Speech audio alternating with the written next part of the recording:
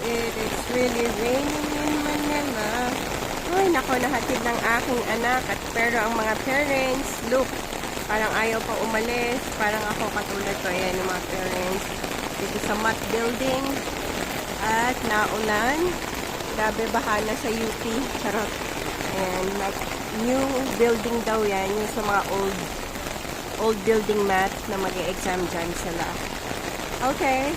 Let me go to the parking lot na. Nahatid ko naman na yung aking anak. Lord, please guide her. At bigyan mo ng wisdom. At i-claim na po namin na papasa siya dito sa school ng UP. Yan.